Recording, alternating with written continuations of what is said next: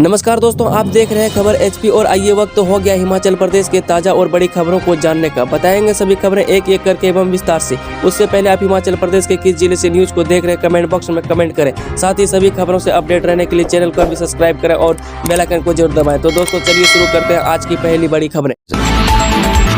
बेटी का जन्म होने पर हिमाचल सरकार देती है 10,000 रुपये। इस तरह से कर सकते हैं आवेदन। देश में बेटियों को उनका हक दिलवाने के लिए कई योजनाएं चलाई गई हैं। अलग अलग राज्यों में ऐसी योजनाएं चल रही है। वह केंद्र सरकार ने भी बेटी बचाओ बेटी पढ़ाओ योजना को बढ़ावा दिया। जैसा कि हम सब जानते हैं कि बेटियां अनमोल होती है, हिमाचल सरकार ने इसी कड़ी में जुड़कर बेटी है अनमोल योजना शुरू की।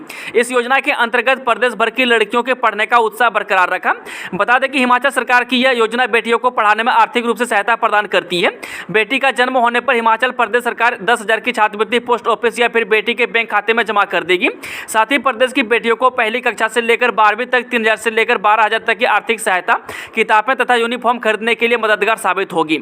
वहीं अगर 12वीं के बाद बेटी स्नातक की पढ़ाई करना जारी रखना चाहती है तो उसे 5,000 की आर्थिक मदद दी जाएगी। वह हिमाचल प्रदेश की इस योजना के अंतर्गत एक परिवार की केवल 2 बेटियां की ही इस योजना का लाभ उठा सकती है। हिमाचल में इस दिन से शुरू होगी राजीव गांधी स्वरोजगार योजना, मिलेंगे रोजगार के अवसर। जो प्रदेश में युवाओं को रोजगार के अवसर उपलब्ध करवाने और वाहनों से होने वाले प्रदूषण को कम करने के उद्देश्य से महत्वाकांक्षी राजीव गांधी स्वरोजगार योजना आगामी 2 अक्टूबर 2023 से आरंभ की जा रही है। इस योजना के लिए विस्तृत मानक संचालन प्रक्रिया तैयार कर ली गई है।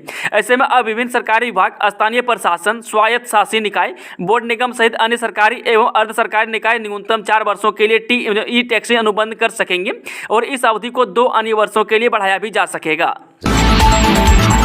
जल प्रलय से जूझ रहे हिमाचल में बनेंगे 1,000 एक्स्ट्रा घर, प्रधानमंत्री आवास योजना में मंजूरी। जब हिमाचल प्रदेश में 1,000 अतिरिक्त घरों के निर्माण के लिए केंद्र सरकार ने मंजूरी प्रदान की है। इससे पहले सिर्फ 5,000 घरों के निर्माण को मंजूरी प्रदान की गई थी। अब केंद्र ने 1,000 अतिरिक्त घरों का निर्माण प्रधानमंत्री ग्रामीण आवास योजना के तहत किया जाएगा। वह कुल मिलाकर 6,000 घर का निर्माण इस योजना के तहत होगा। अनुबंध सेवा को वार्षिक वेतन वृद्धि और पेंशन लाभ के लिए गिना जाए। जो हिमाचल प्रदेश हाईकोर्ट ने अस्थायी नियुक्ति को सेवा लाभों को गिने जाने के मामले में अहम व्यवस्था दी है। अदालत ने अनुबंध सेवा को वार्षिक वेतन वृद्धि और पेंशन लाभ के लिए गिने जाने के आदेश दिए हैं। अदालत ने स्पष्ट किया है कि अस्थायी नियुक्ति के लिए सेवा लाभों का विस्तार विभिन्न नामकरण के साथ समान अस्थायी नियुक्ति पर समान रूप से लागू होता है।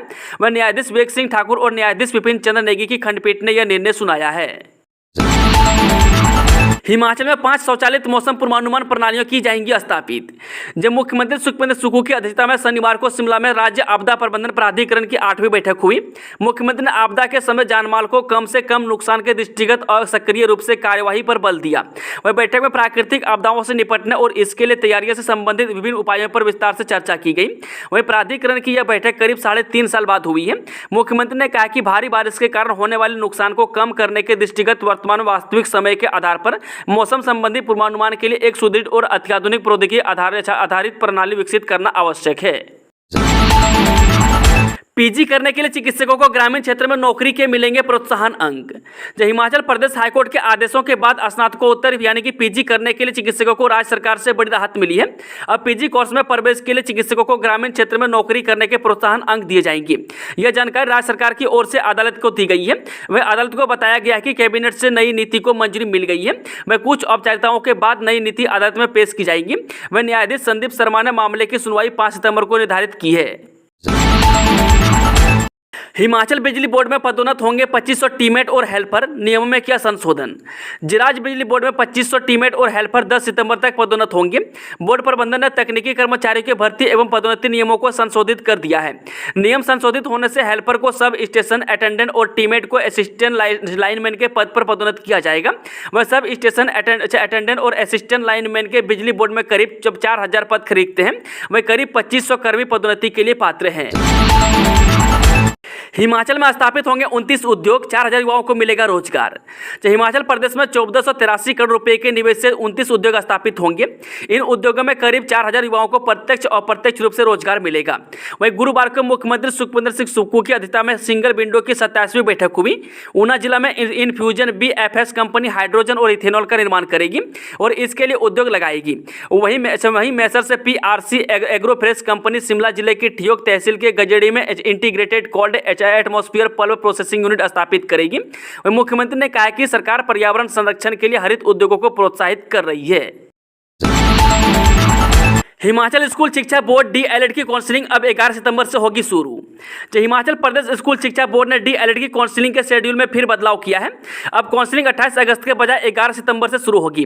वहीं शिक्षा बोर्ड के सचिव डॉक्टर विशाल शर्मा ने बताया कि बारिश से परिवहन सुविधा और संचार व्यवस्था ठप होने के कारण यह फैसला लिया गया है। वहीं डीएलएड की काउंसलिंग 28 अगस्त से 5 सितंबर तक रखी गई थी। अब 11 से 19 सितंबर तक सुबह 10 बजे से होगी। वहीं काउंसलिंग में मेरिट लिस्ट के अनुसार अभ्यर्थियों की तिथि बार सूची वेबसाइट पर उपलब्ध करवा दी गई है। मिड डे मील कर्मचारियों को हर महीने 7 तारीख को मिलेगा वेतन, प्रताड़ित किया तो होगी सख्त कार्रवाई। जो ऊना जिले के सरकारी स्कूलों में मिड डे मील कर्मियों की सुविधाओं को लेकर शिक्षा निदेशालय ने सख्ती दिखाई है। वहीं ताजा जारी निर्देशों में स्पष्ट कहा गया है कि मिड डे मील कर्मियों का वेतन हर माह 7 तारीख को जारी करना सुनिश्चित किया जाए। इसके साथ ही मिड डे मील कर्मियों से बच्चों का खाना तैयार कराने के अलावा स्कूल के अन्य कार्य न करवाए जाएं। वहीं निदेशालय से स्पष्ट कहा गया है कि मिड डे मील कर्मियों को किसी प्रकार के द्वेष में प्रताड़ित किए जाने पर सख्त कार्रवाई की जाएगी। जानकारी के अनुसार बीते दिनों मिड डे मील कर्मियों की मांगों को लेकर शिक्षा निदेशालय की बैठक हुई। इस दौरान कुछ महत्वपूर्ण निर्णय लिए गए। इस संबंध में सभी स्कूलों को अधिसूचना जारी की गई है। इसमें कहा गया है कि उप निदेशक और खंड प्रारंभिक शिक्षा अधिकारी यह सुनिश्चित करें कि बजट की उपलब्धता होने पर मिड डे मील कर्मियों को हर माह की 7 तारीख या इससे पहले वेतन जारी कर दिया जाए। हिमाचल आईटीआई में दूसरे दौर में चयनित अभ्यर्थी अब इस दिन तक ले सकेंगे प्रवेश। तकनीकी शिक्षा विभाग ने बढ़ाई तिथि। जी औद्योगिक प्रशिक्षण संस्थानों में विभिन्न व्यवसायों में खाली पड़ी सीटों को भरने के लिए अगस्त में हुई द्वितीय चरण की काउंसलिंग में चयनित अभ्यर्थी 31 अगस्त तक रिपोर्ट कर सकेंगे। वहीं तकनीकी शिक्षा विभाग ने यह मौका प्रदेश भर में बारिश के कारण सड़कें बंद होने पर दिया है। विभाग के निदेशक विवेक चंदेल ने बताया कि द्वितीय राउंड में चयनित अभ्यर्थी संबंधित संस्थान में 31 अगस्त तक प्रवेश ले सकते हैं। उन्होंने बताया कि दूसरे चरण की काउंसलिंग के बाद रिक्त पड़ी सीटों 1 सितंबर को प्रदर्शित की जाएंगी। वहीं अभ्यर्थियों के लिए संस्थान स्तर पर स्पोर्ट काउंसलिंग राउंड 4 से 8 सितंबर तक होगा। वहीं 4 सितंबर को 10वीं कक्षा में 70% से अधिक अंक लेने वाले अभ्यर्थियों को मौका दिया जाएगा। नशे के दुष्प्रभाव बताने के लिए स्कूलों में लगेंगे जागरूकता बोर्ड। हिमाचल प्रदेश के सभी सरकारी और निजी स्कूलों के परिसर में नशे के दुष्प्रभाव को जानकारी से संबंधित जागरूकता बोर्ड लगाई जाएंगी। वहीं शनिवार को राज्य सचिवालय में शिक्षा सचिव डॉक्टर अभिषेक जैन ने शैक्षणिक संस्थानों में बच्चों में नशे की प्रवृत्ति पर रोक लगाने के लिए आयोजित बैठक में जानकारी दी। कृष्णा नगर क्षेत्र को कंटेनमेंट जोन घोषित करने की तैयारी, संक्रमण फैलने के खतरा।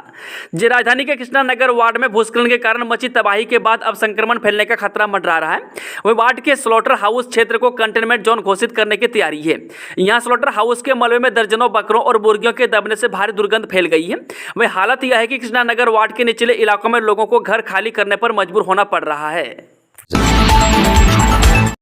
हिमाचल में 2 रिटायर कर्मियों को पेंशन मिलनी शुरू। एनपीएस के 10,000 करोड़ लेने दिल्ली जाएंगे कर्मचारी। जो हिमाचल में 2 रिटायर कर्मचारियों को पेंशन मिलनी शुरू हो गई है। इसमें कांगड़ा के सरदारी दाम तथा मंडी जिला के चिंतराम को पेंशन जारी की जा चुकी है।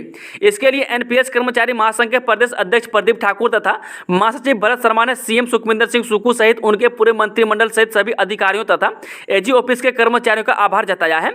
उन्होंने पत्रकारों से अनौपचारिक बातचीत में कहा कि पेंशन मिलने तथा जीपीएफ नंबर मिलने से उत्साहित कर्मचारियों ने अब केंद्र से एनपीएस की 10,000 करोड़ रुपए की राशि लेने के लिए प्रयास तेज कर दिए हैं। इसके तहत अब एनपीएस कर्मचारी दिल्ली का रुख करेंगे। चलिए वो चलते आज की आखिरी खबर। रक्षाबंधन पर बहनों को एचआरटीसी बसों में मिलेगी मुफ्त यात्रा की सुविधा। जो रक्षाबंधन पर एचआरटीसी की बसों में महिलाओं सहित सभी बहनों को पहले की तरह फ्री बस सेवा मिलेगी। रक्षाबंधन पर बहनों से प्रदेश रक्षाबंधन पर एचआरटीसी की बसों में किसी भी प्रकार का किराया नहीं लिया जाएगा। वही फ्री बस यात्रा सुबह सूर्योदय से सूर्य अस्त तक मिलेगी। सूरज ढलने के बाद एचआरटीसी की बसों में महिलाओं से पहले की तरह ही आधा किराया लिया जाएगा। वहीं एचआरटीसी की बसों में महिलाओं को 50% की छूट दी जाती है। इस छूट के तहत महिलाओं से आधा किराया लिया जाता है। वहीं बता दें कि डीडीएम शिमला एचआरटीसी देवासेन नेगी ने बताया कि रक्षाबंधन पर निगम प्रबंधन कार्यालय की ओर से सभी चालकों और परिचालकों को यह भी आदेश जारी किए गए हैं कि कहीं पर भी अगर महिला सरकारी बस को हाथ देती है तो बस को रोका जाना जरूरी है। ऐसा नहीं करने पर किसी चालक या परिचालक की यदि शिकायत आती है तो उस पर कार्रवाई की जाएगी। दोस्तों आज की खबरों का सिलसिला ये समाप्त होता है। अगर जानकारी पसंद आई तो वीडियो को लाइक शेयर चैनल को सब्सक्राइब जरूर करें और कमेंट बॉक्स में कमेंट करके बताएं कि आप न्यूज़ को किस जिले पंचायत से देख रहे हैं। Thank you, all the best, जय हिंद।